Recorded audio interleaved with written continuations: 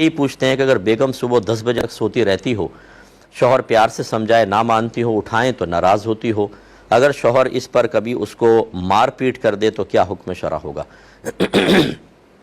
دیکھیں، پہلی بات تو یہ ہے کہ مرد کو چاہیے کہ اپنے گھر میں ایک تربیتی نظام بنائے۔ ہم چونکہ شریعت کو داخل ہونے نہیں دیتے، صحیح بات یہ ہے، ہم شریعت ہیں، ہم سب سے سمجھدار ہیں، ہم سب سے کامل ہیں، ہم سب سے اکمل ہیں۔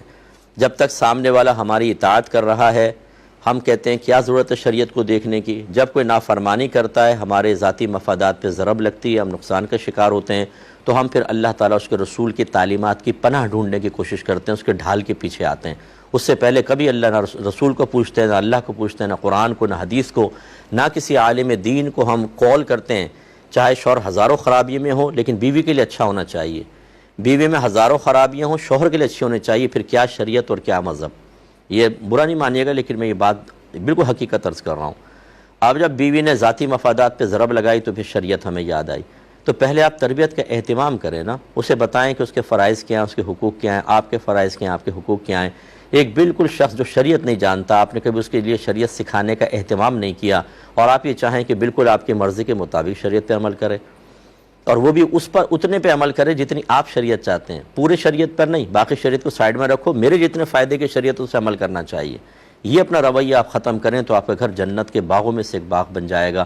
ہمارے گھر میں پھڈے اسی لیے ہوتے ہیں کہ ہر ایک اپنی عقل مندی کے تحت، اپنی عقلی دلیلوں کے تحت مسائل کو حل کرنے کی کوشش کرتا ہے۔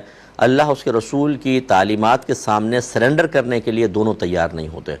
تو لہٰذا بہرحال 10 بجے تک اگر زوجہ اٹھتی ہیں اور کسی عذر کے سبب اٹھ رہی ہیں، ان کی طبیعت خراب ہے، ان کے سر میں درد ہے دیگر، تو آپ کو ان کو موقع دینا چاہیے، اور ان کے وہ بھی ایک انسان ہیں، آخر آپ بھی تو اٹھ سکتے ہیں، اس لیے ان کو تھوڑا سا ریلیف دیں۔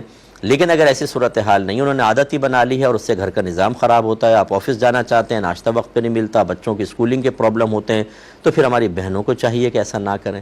یہ جو لڑکیاں اکثر کہتی ہیں نا مجھے الگ گھر چاہیے، وہ اسی لیے مانگتی ہیں کہ ساس تو اٹھا دی گئی 9 بجے 8 بجے، آرام سے پاؤں پھیلا کے 12 بجے تک سوتے رہو، شوہر کو رخصت کرو اور سوتے رہو، باقی کوئی کام نہ کرو۔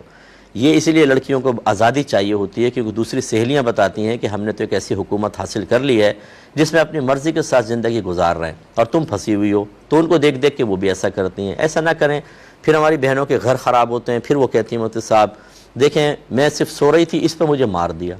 لیکن کتنے عرصے سے آپ سو رہی تھیں اور کتنے دفعہ شوہر کے کہنے کے باوجود آپ نافرمانی کر رہی تھی، وہ نہیں بتاتی۔